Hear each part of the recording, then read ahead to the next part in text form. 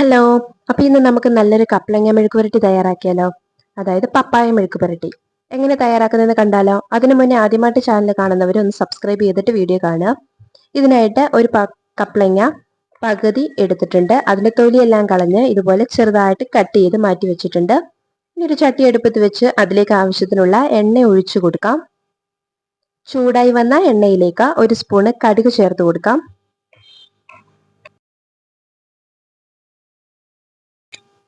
കടുക് നന്നായിട്ട് പൊട്ടി വന്നതിന് ശേഷം ഒരു 2 വെളുത്തുള്ളി ചെറുതായിട്ട് അരിഞ്ഞത് ചേർത്ത് കൊടുക്കാം. അതിനോടൊപ്പം ചെറിയൊരു സവാള നീളത്തിൽ അരിഞ്ഞത് അതും ചേർത്ത് കൊടുക്കാം. ഒപ്പം ഒരു പച്ചമുളക് അത് നീളത്തിൽ കീറിയത് ചേർത്ത് കൊടുക്കാം. ഒരു 2 തണ്ട് കറിവേപ്പില. ഇത്രയും ചേർത്ത് കൊടുത്ത് നമുക്കിത് നന്നായിട്ടൊന്ന് വഴറ്റിയെടുക്കാം.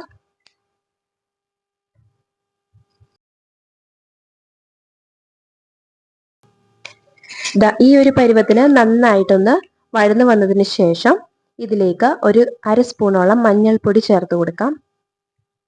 ഒപ്പം ഒരു 1/4 സ്പൂണോളം ചതച്ച മുളക് ചേർത്ത് കൊടുക്കാം. ഇത്രയും ചേർത്ത് കൊടുത്ത് ഇത് നന്നായിട്ടൊന്ന് മിക്സ് ആക്കി കൊടുക്കാം.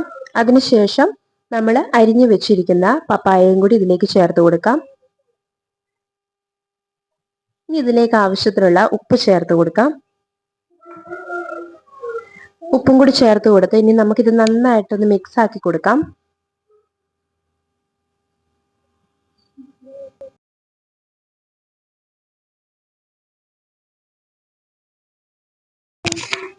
നന്നായിട്ടൊന്ന് മിക്സ് ആക്കിയതിന് ശേഷം ഇതിലേക്ക് ഒരു 1/4 ഗ്ലാസ് വെള്ളം ഒഴിച്ചു കൊടുക്കാം.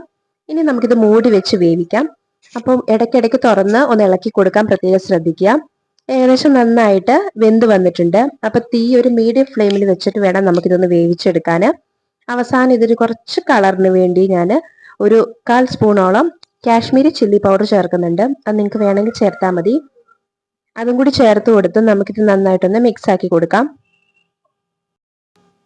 ഇനി ഇത് നമുക്ക് ഒരു 5 മിനിറ്റ് നേരമെങ്കിലും നമ്മൾ തീ കുറച്ച് വെച്ച് ഒന്ന് അടച്ചു വെച്ച് ഒന്നും കൂടി എണ്ണയൊക്കെ ഒന്ന് തെളിഞ്ഞു വരാൻ വേണ്ടി മാറ്റി വെക്കാം. അങ്ങനെ നമ്മുടെ കപ്ലങ്ങ മെഴുക്ക് പുരട്ടി ഇവിടെ റെഡി ആയിട്ടുണ്ട്. അപ്പൊ ഈ രീതിയിൽ തയ്യാറാക്കി നോക്കുക. എൻ്റെ വീഡിയോ ഇഷ്ടപ്പെട്ടാൽ സബ്സ്ക്രൈബ് ചെയ്ത് ഒപ്പം കൂടുക. ഇനി നല്ലൊരു റെസിപ്പിയുമായിട്ട് വരാം. ബൈ.